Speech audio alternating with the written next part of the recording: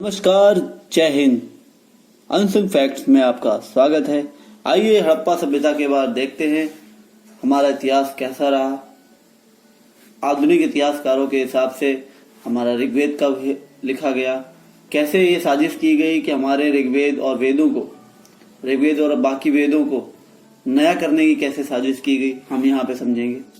चलिए आगे बढ़ते हैं। राजा, किसान और नगर, आरंभिक राज्य और अर्थव्यवस्थाएं 600 ईसा पूर्व से 600 ईस्वी तक, लेकिन हम इसको और पहले से भी देखेंगे, 1000 ईसा पूर्व से 600 ईस्वी तक। हड़प्पा सभ्यता के बाद 1500 वर्षों में उपमहाद्वीप के विभिन्न भागों में कई प्रकार के विकास हुए। सबसे पहली बात, ये उपमहाद्वीप जो शब्द यूज होता है वो आपको आज के हिसाब से बोला जाता है। उपमहाद्वीप, भारतीय उपमहाद्वीप, वो आज के हिसाब से बोला जाता है। इसे हम भारतवर्ष ही देखेंगे क्योंकि वो हमारा भारतवर्ष था। केरल, नेपाल, बांग्लादेश, भूटान, ईरान, अफगानिस्तान, ये हमारा बांग्लादेश था। ये हमारा भारतवर्ष था। ये सारे जितने भी भारतीय उपमहाद्वीप में आते हैं देश, वो हमारे भारतवर्ष में आते थे। तो हम उसे भारतवर्ष के हिसाब से पढ़ेंगे। किसी चीज को पढ़ने से पहले एक मेंटेलिटी आपको आगे ये बताएगी आप किस तरह से उसको समझोगे। अगर आप इसको अपना देश भारतवर्ष समझ के समझोगे तो आप ज्यादा अच्छी तरह समझ पाओगे कि जो भी हमें पढ़ाया जा रहा है उसमें आप खुद भी अपना दिमाग लगा सकोगे। तो अभी हम इसको भारतवर्ष के विभिन्न भागों में कई प्रकार के विकास हुए ऐसे पढ़ेंगे। हड़प्पा सभ्यता के बाद 1500 वर्षों में भारतवर्ष के विभिन्न भागों में कई प्रकार के विकास हुए। इसी में ऋग्वेद का लेखन किया गया। अभी आधुनिक इतिहासकार क्या बोलते हैं कि इन्हीं 1000 ईसा पूर्व से लेके 600 ईसा पूर्व के बीच में ऋग्वेद लिखा गया, ऐसा बोलते हैं। तो ईसा पूर्व ऐसा कैसे संभव है? ऋग्वेद में काफी, अभी हम थोड़ा अपने देश की संस्कृति के बारे में भी जान लेते हैं।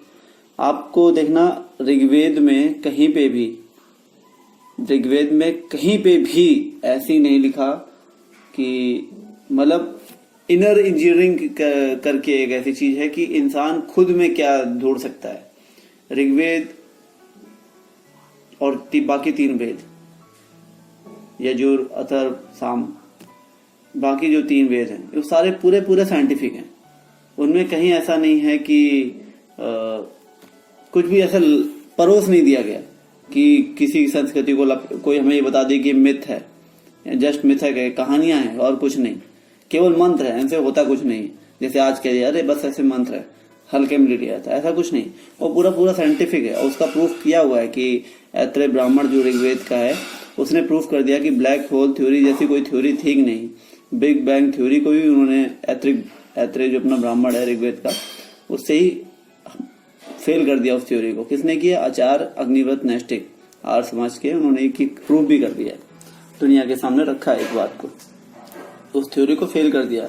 ऋग्वेद ने किया ना, तो इसके मतलब हम पहले क्या, हम पूरे साइंटिफिक थे, हम इनर इंजीनियरिंग करते थे। हमें मोह माया, पैसों, व्यापार, उस संस्कृति को आज भी कुछ लोग देख रहे। आप देखना नागा साधु, वो कोई धर्म को वो नहीं दिखाते कि वो हिंदू धर्म से रिलेटेड है, उन्हें वो धर्म नहीं दिखाते, वो अपनी संस्कृति दिखाते हैं, वो अपने आप को पहचानने की कोशिश करते हैं। तो आप किसी अच्छे जो नहीं तो आप खुद देखो, जिस ठंडी में, जिस बर्फ के पानी में आप ऐसे हाथ डालो और आपको कोल्ड बर्न हो जाए, वो हाथ आपको काटना पड़ जाए, वो वहां पे रहते हैं। कैसे रह लेते हैं? उनकी अंदर की आत्मशक्ति इतनी ज्यादा हो जाती है। तो उस संस्कृति को वो हैंडिंग टेकिंग ओवर कर रहे हैं। वो किसी ना किसी से उनके गुरु ने उनको दिया है, उनके गुरु किसी ने दिया होगा, वो सालों तक चला रहे हैं। हाँ, हो सकता है कि मॉडर्न जो उनके सामने एनवायरमेंट है, आधुनिक भारत उनके सामने इस समय जैसा है, उपनिवेशवाद आ गया है। हम बाहर इंग्लैंड को ज्यादा मानते हैं, यूरोप अमेरिकन को ज्यादा मानते हैं, अपने देश की चीजों को कम मानते हैं। उनमें भी थोड़ा प्रभाव पड़ता हो, क्योंकि वो जब आते हैं कुंभ में तो आपके हाथ में मोबाइल देखते हैं, टेक्नोलॉजी देखते हैं।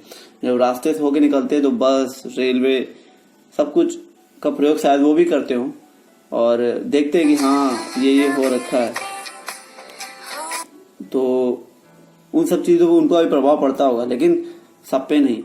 तो उसी तरह से हम देखेंगे कि ये बोल देना कि ऋग्वेद का लेखन उस समय हुआ वो गलत है, क्योंकि उस समय जो देवी देवता पूजे जाते थे वो ऋग्वेद में बिल्कुल ही नहीं, बिल्कुल भी नहीं।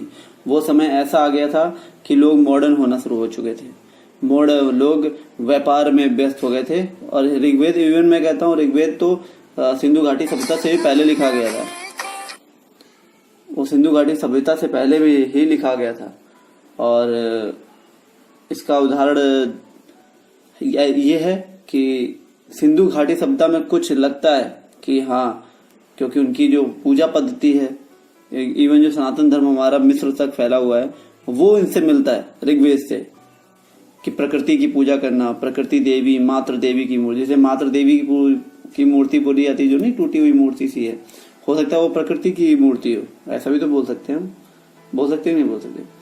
वो आदि योगी शिव, जो जिसमें लोग बोलते हैं नहीं, सेकुलर लोग बोलते नहीं वो शिव तो है नहीं, प्रूफ दिखाओ, प्रूफ है, बहुत सारा प्रूफ है। वो जो आंख बंद करके बैठा है, वो उस मोहर को मत देखो, उस पिक को मत देखो कि वो आंख बंद करके बैठा है, वो शिव नहीं है। वो ये देखो आंख बंद करके कर क्या रहा है, इसका मतलब वो अपनी आत्मशक्ति बढ़ा रहा है। वो सारी चीजें ऋग्वेद में है, उन सब चीजों से सीख के वो आत्मशक्ति, आंख बंद करके केवल बैठ के क्या कर रहा है, वो सीखा कहाँ उसने उन वेदों से सीखा। इसका मतलब ऋग्वेद और जो बाकी 3 वेद थे उनकी रचना उनसे भी पहले हुई थी, और कोई नहीं एकदम से सीख लेता है, उसके लिए भी संस्कृति चली आ रही थी बहुत पहले से। इसका मतलब बहुत 5-6 हजार सालों से भी पहले वेदों की रचना हुई, बाद में रामायण और महाभारत। रामायण महाभारत कुछ मिथक नहीं है, हमारा एक इतिहास है, उसके हिसाब से भी हमें चलना है। तो वो जो आंख बंद करके बैठा है सिंधु घाटी सभ्यता वाले, जिन्हें हम बोलते हैं शिव जी हैं, बाहर वाले नहीं मानते, कुछ आजकल मानने में लगे, यूरोपियंस तक मानते हैं, लेकिन कुछ अपने हैं ना वामपंथी, वो नहीं मानते, सेकुलर लोग जिन्हें बोलते हैं वो नहीं मानते। तो वो बताए ना कि वो आंख बंद करके क्या कर रहा है, कौन सी पूजा पद्धति फॉलो कर रहा है। वो पूजा पद्धति वही फॉलो कर रहा है, वो यूरोप के हिसाब से ना सोचे, वो हमारे इंडिया में सोचे कि आंख बंद करके पलथी मार के और हाथ बगल में रख के क्या किया जाता है। और वो कहाँ से सीखा गया है, वो वेदों से सीखा गया, वो वैदिक परंपरा है, वो पौराणिक परंपरा। आज मैं मानता हूँ पौराणिक, ये जो 600 ईसा पूर्व से लेकर 600 ईस्वी आप नया करना चाहो करो, आप 1000 ईसा पूर्व से 600 ईसा पूर्व करना चाहो करो, आप पुराणों को करो, हम उसे मानेंगे। लेकिन आप वेदों को नया करना चाहो वो गलत है, क्योंकि आपकी वो जो मोहरे है ना, जिनका आप उदाहरण देख के बोलते हो कि ये सभ्यता है, वो सभ्यता को हिंदू संस्कृति से क्यों नहीं जोड़ते हो? सनातन संस्कृति जोड़ो यार उसे, वो है सब पूरा जुड़ा हुआ है। तो चलिए आगे देखते हैं। इसमें इन्होंने बताया इसी समय में ऋग्वेद का लेखन किया गया था, ये जो कि गलत है, पहले किया गया था।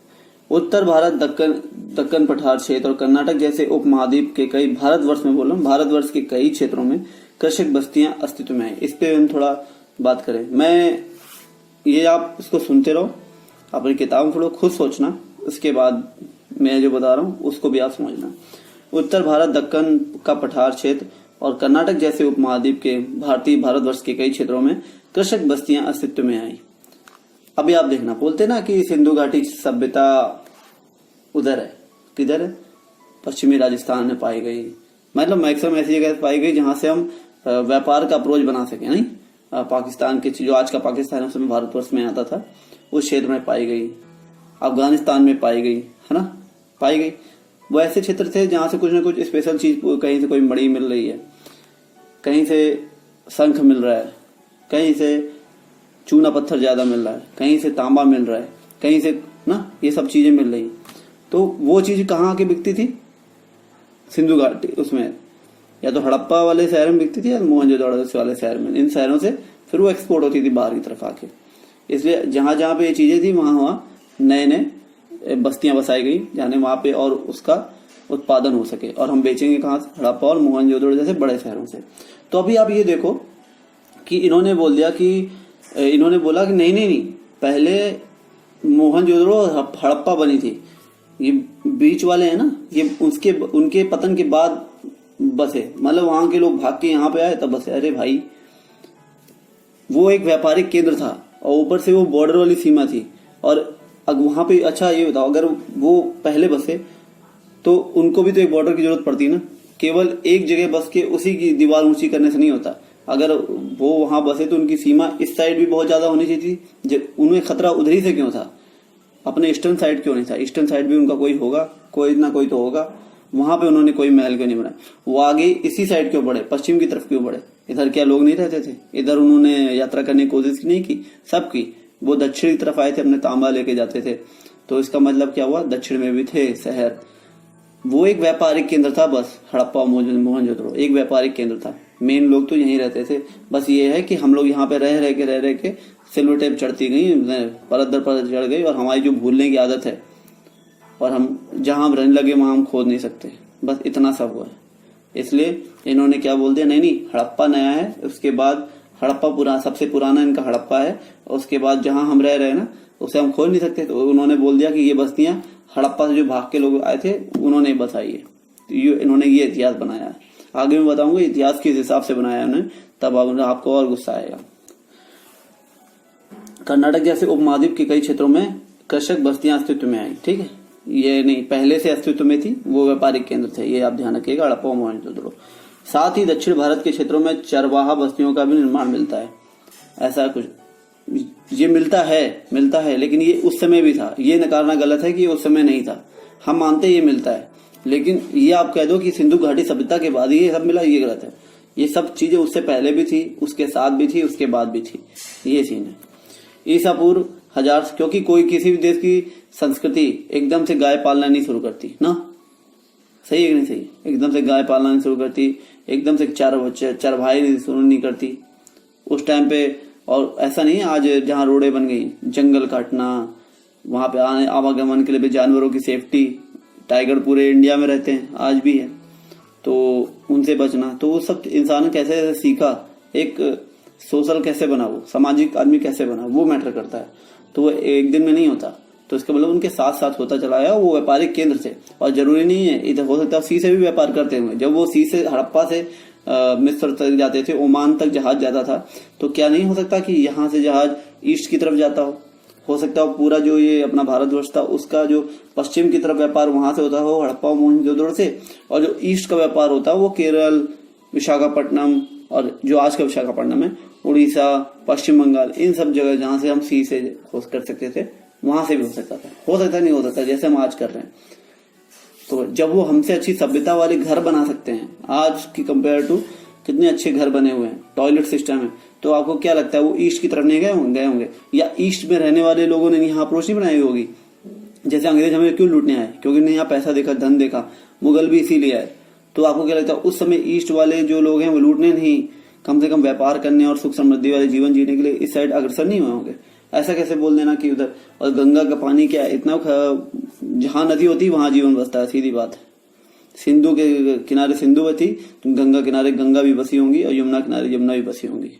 भले उनके रूट धीरे धीरे खिसकते चले जा रहे हैं, हो सकता है और वो पश्चिम में वो धीरे धीरे पूरब की तरफ बह रही हैं, खिसकती हुई जा रही हैं, लेकिन इसका मतलब ये नहीं कि उनकी बगैर बस्ती नहीं थी और बाढ़ में डूब गया, ऐसा कुछ नहीं है ना। तो वो सीन है। ईसा पूर्व 1000 साल के दौरान मध्य और दक्षिण भारत में शवों के अंतिम संस्कार के नए तरीके भी सामने आए, जिनमें महापाषाण के नाम से ख्यात पत्थरों के बड़े बड़े ढांचे मिलते हैं। महापाषाण वो साउथ में एक ट्रेडिशन चला था उस समय कि बड़े बड़े पत्थरों के बीच में जिसकी मृत्यु होती थी उसको उसकी बॉडी रख देते थे, उसके जो चीज पसंद करता था अपने जीवन में वो भी उसके साथ रख देते थे। जैसे सिंधु घाटी सभ्यता में जो पसंद होता था वो चीजें वो उसके साथ दफना दी जाती थी। कुछ कब्रों में मैं बोल रहा हूँ दफनाई जाती थी, उसको पूरी सभ्यता से जोड़ना गलत बात है, जैसे यहाँ भी जोड़ा जाता है। कहीं भी आप देखना ना नहीं बोला होगा जलाई हुई, क्योंकि जले हुए के वो नहीं मिलते, अवशेष नहीं मिलते, नहीं बोला, क्योंकि अगर जला हुआ बोल देंगे ना तो हिंदू धर्म से जुड़ जाएगा। मेन मेंटेलिटी ये है कि वो हिंदू धर्म से जुड़ जाएगा, जबकि ऐसा कुछ नहीं है। अगर दफनाए हुए मिले होते तो उन्हें कम से कम, जब इतनी बड़ी सभ्यता बनाई शहरों की, मैंने बताया होगा आप पहले वाले वीडियो देखना कि इतना लाखों में श्रम लगा हुआ केवल चबूतरे बनाने में, सिंधु हड़प्पा और मोहनजोदड़ो जैसे शहरों को बनाने में। तो लाखों लोग में क्या मरते नहीं होंगे, एक्सीडेंट नहीं होते होंगे? इतने बड़े मकान बनाते हुए कोई टेक्नोलॉजी नहीं है, हाँ, सब हैंड पावर, मैन पावर है, हैंड से सारा कुछ यूज हो रहा है, तो लोग मरते नहीं होंगे, घायल नहीं होते होंगे, इन्फेक्शन नहीं होता होगा, बीमारी नहीं होता होगा, लोग मरते होंगे। अगर उनको सबको दफनाया गया होता ना, दफनाया वहीं जाता होगा जहां पे पेड़ों की कमी होती होगी ना। अगर दफनाया सबको नहीं दफनाया, सबको दफनाया जाता होता ना, तो बिल्कुल लाइन से लड़ी मिलती कि हाँ भाई इतने सारा कब्रिस्तान पे कब्रिस्तान मिलते, कब्रिस्तान पे कब्रिस्तान नहीं मिले, कुछ सब मिले। तो उसी तरह से ये महापाषाण का भी कुछ महापाषाण मिले। हो सकता हो ये आज भी, अब नहीं, लेकिन आज से जब ये अंग्रेज नहीं आए थे तब भी होता हो। क्यों? क्योंकि वो आज भी कुछ आदिवासी एरिया ऐसे हैं जो अपनी पुरानी चीजें फॉलो करते हैं। तो ये हमें समझना पड़ेगा। केवल उन आदिवासी भाइयों लोगों की जो प्रथाएं थी उसको हम पूरे देश की संस्कृति से नहीं जोड़ सकते ना। हाँ, वो हमारी संस्कृति के पार्ट है, उनको दूर नहीं कर रहे, लेकिन केवल उनको देख के बाकी पूरी संस्कृति को भुला देना वो भी गलत है, उसे भी हमें देखना चाहिए। कई स्थानों पर पाया गया है कि शवों के साथ विभिन्न प्रकार के लोहे से बने उपकरण और हथियारों को भी दफनाया जाता है। हो सकता है वो वहां का नेता हो, है ना, उसकी जिंदगी भर की वो पसंद चीज हो, उपकरण हो, स्पेशलिस्ट हो, हथियार चलाने में स्पेशलिस्ट हो, इसलिए उनके साथ ही दफनाया जाता था।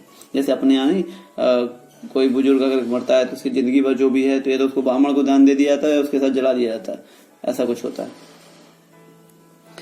ईसा पूर्व 6वीं शताब्दी से नए परिवर्तन के प्रमाण मिलते हैं। शायद इनमें नए रजवाड़ों का विकास है। रजवाड़े तो हमेशा से रहे थे। हाँ, हो सकता है ईसा पूर्व जो 6वीं शताब्दी थी, 600 साल के आसपास जो राजा बने थे, नए रजवाड़े पैदा हुए होंगे, ये भी हो सकता है। इन राजनीतिक प्रक्रियाओं के पीछे कुछ अन्य परिवर्तन, इनका पता कृषि उपज को संगठित करने से पता चला। ये जो राजनीतिक प्रक्रियाएं थी ना, वो ऐसा इसलिए पता चला क्योंकि वहां पे बहुत सारी जो कृषि उपज थी, विभिन्न प्रकार की कृषि उपज थी, उनको एक गोदाउन बना के रखा है। गोदाउन कहाँ बना के रखा जाता है? हो सकता है वो कोई महल हो, संग्रह किया जाता है। अगर युद्ध हो गया तो संग्रह, आपातकालीन में कोई बाढ़ आ गई तो संग्रह, अकाल पड़ गया तो संग्रह, इसलिए आदमी संग्रह करता है।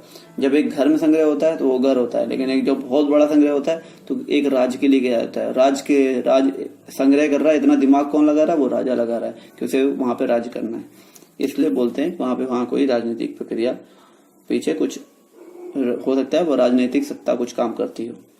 इसी के साथ ही पूरे भारतवर्ष में नए नगरों का उदय हुआ। ये थोड़ा गलत है, लेकिन आप तब भी एग्जाम के परिपेक्ष से पढ़ लो। लेकिन समझो क्या कि नए नगरों का उदय उन्हीं के साथ था, पहले भी था, सिंधु घाटी के पहले, सिंधु घाटी के साथ भी, और सिंधु घाटी के बाद भी, और आज भी वो ये वाला सीन है। इसी साथ ही पूरे भारतवर्ष में नए नगरों का उदय हुआ। इतिहासकार सिक्कों, मुहरों, ग्रंथों आदि का अध्ययन करके ये सब पता करते हैं। अब इतिहासकार कैसे पता करते हैं? वो सिक्के देखते हैं उस काल के, मुहरे देखते हैं, ग्रंथ देखते हैं, इन सब चीजों से पता करते हैं और अपने हिसाब से इतिहास बनाते हैं। और उस पर नरेटिव भी काम करता है कि आपकी सरकार उस समय कौन सी बैठी है। अपने पहले जो एजुकेशन मिनिस्टर थे वो वामपंथी थे, तो उन्होंने अपने हिसाब से कर दिया, वो गलत इतिहास हमें पढ़ा दिया, मिला जुला उसमें इतिहास पढ़ा दिया, वो उनकी गलती थी, है ना, उस समय की सरकार की गलती थी। तो हमें तो समझना पड़ेगा ना कि हम गलत इतिहास क्यों पढ़ें, तो हम खुद समझेंगे कैसे क्या क्या होगा। अब आगे देखते हैं प्रिंसेप और प्रियदर्शी। प्रिंसेप, जेम्स प्रिंसेप की बात कर रहा हूं मैं। अब जेम्स प्रिंसेप के बारे में आपको एक बढ़िया बात बताता हूँ। बंदा 1799 में पैदा होता है यूरोप में, 15 से 20 साल रहता है यूरोप में, ठीक। फिर यहाँ पे आता है उसका भाई, उसके पिताजी ऑलरेडी यहाँ पे अंग्रेजों के टाइम पे काम करते थे, उन्हें उस पोस्ट पे दिया नहीं जाता तो नौकरी छोड़ के यूरोप चले जाते हैं। उसका भाई यहाँ पे आर्मी में ज्वाइन होता है, ब्रिटिश इंडियन आर्मी में, यहाँ पे काम करता है। अपने भाई के साथ वो आता है, ठीक, पानी के जहाज से उतरता है, वो बैंक में करेंसी कंट्रोल करने का काम करता है, ठीक है। ध्यान दीजिएगा 1799 में पैदा हुआ है और 1840 में मर भी गया है, और उस बंदे ने 1830 में मौर्य एम्पायर की लिपि भी पढ़ ली। ऐसे कैसे हो गया है? उसने पढ़ा कि मैक्सिमम जो अभिलेख मिल रहे हैं उसमें प्रियदर्शी उसको बोलता, अशोक को बोला जाता था, मौर्य, और उसके पहले भी बहुत उसके जो बड़े लोग थे, उसके पहले जो पूर्वज उन्होंने यूज किया था। प्रियदर्शी मतलब होता है देवताओं का प्रिय। मैक्सिमम जगह अशोक की उसके में कहीं अशोक मिला है, कहीं प्रियदर्शी भी मिला हुआ है, वो सही है, लेकिन केवल पूरा जेम्स प्रिंसेप को उसके लिए बोलना गलत है, क्योंकि हो सकता है उसने उस समय का जो ग्रंथ हमारा अभी गायब कर दिया गया है, उससे संस्कृत में पढ़ के उसने इसका किया हो, है ना, संस्कृत में पढ़ के, क्योंकि पूरी लिपि नहीं पढ़ी गई, उतनी पढ़ी गई, तो संस्कृत से पढ़ के फिर उसने उस कहानी का, ऐसा नहीं था कि अशोक का, मैं चाणक्य को मानने का इनकार कर रहे थे। चाणक्य तो उनसे भी पुराने थे, उनके चंद्रगुप्त मौर्य के टाइम के, उसको मानने से भी इनकार कर रहे थे। ये कौन? मैसूर की एक वो थी, उनके पास संग्रहालय में मिल गई, बहुत पुरानी किताब थी, साउथ वाले ने चाणक्य के बारे में लिखा था, तब उन्होंने चाणक्य को माना, है ना। तो इस तरह की चीजें हैं यहाँ पे। हो सकता इतिहास चेंज होते रहते हैं, सिक्के अभी कोई और उससे बहुत पुराने मिल जाए, कभी खुदाई में इतिहास चेंज हो जाएगा, उस हिसाब चेंज होगा। तो हमें दुख की बात यह है कि उसी जेम्स प्रिंसेप को पता चला कि अधिकांश अभिलेखों और सिक्कों पर प्रियदर्शी लिखा हुआ है, यानी मनोहर मुखाकृति वाले राजा का नाम लिखा हुआ है। कुछ में राजा का नाम अशोक भी है, अशोक भी लिखा हुआ था, प्रियदर्शी भी लिखा हुआ था। बौद्ध ग्रंथों के अनुसार अशोक सर्वाधिक प्रसिद्ध शासकों में से एक था, है ना। तो इसने नहीं, ये इसके अकेले बस की बात नहीं है, जो इस पे पूरी पढ़ाई कर रहा है ना। हमारी भले इन्होंने विक्रमशिला नालंदा तोड़ दी, लेकिन ऐसा नहीं, कुछ ना कुछ तो ज्ञान था लोगों के पास कि हमारा कोई अशोक राजा होगा। हम भूलने वाले हैं, हम स्वीकार करते हैं हम, और हम आपको भी स्वीकार करना चाहिए कि हम भूल जाते हैं। हमारे साथ जो लोग हमारे लिए मरे हम उनको भूल जाते हैं, लेकिन जो रिटर्न में है किसी ना किसी के पास है तो उसको मानना चाहिए, तो उसको भी क्रेडिट देना चाहिए। जेम्स प्रिंसेप ने पूरा अपने ऊपर क्रेडिट लिया और सर्वाधिक प्रसिद्ध शासकों में एक था इसी के हिसाब से। और सबसे बड़ी दुख की बात है कि उसी जो उसने पढ़ा ना, उसी जो उसने पढ़ा उसने डेट डिसाइड करवाई और उसी के हिसाब से पूरा इतिहास लिखवा दिया गया। इसी के हिसाब से भारतीय और यूरोपीय विद्वानों ने उपमहाद्वीप पर शासन करने वाले प्रमुख राजवंशों की वंशावलियों की पुनर्रचना की। समझ रहे हैं, संकलित करना इनका भी काम छोटा नहीं है। इन्होंने बहुत अच्छा काम किया, सारे उत्तर से दक्षिण तक सारे जो राजवंश है उनका इतिहास संकलित किया, उसके लिए तो उनको थैंक यू बोलना चाहिए। लेकिन बात है इनका नैरेटिव क्या है, कौन सा इतिहास संकलित करके गलत तरीके से मोड़ के हमें पढ़ाना, वो गलत चीज है। मैं सबको नहीं बोल रहा हूँ, जिन्होंने किया उनको बोल रहा हूँ। विभिन्न भाषाओं में लिखे अभिलेखों और ग्रंथों का प्रयोग किया। परिणाम स्वरूप 20वीं सदी तक आरंभिक दशकों तक उपमहाद्वीप के राजनीतिक इतिहास का एक समान चित्र तैयार हो गया था। और मैकाले की जो शिक्षा पद्धति थी कि भारत के लोगों को अंग्रेज बनाना है और फिर मूर्ख बनाना है, फिर लूटना है, और जिससे ये अपने देश के गौरव और अपने देश की संस्कृति पे गर्व ना कर सके। अगर आप समझ सके हो तो धन्यवाद और नमस्कार। अगर कोई गलती हो तो प्लीज कमेंट करें और अच्छा लगा हो तो लाइक एंड शेयर जरूर करें। जय हिंद, नमस्कार।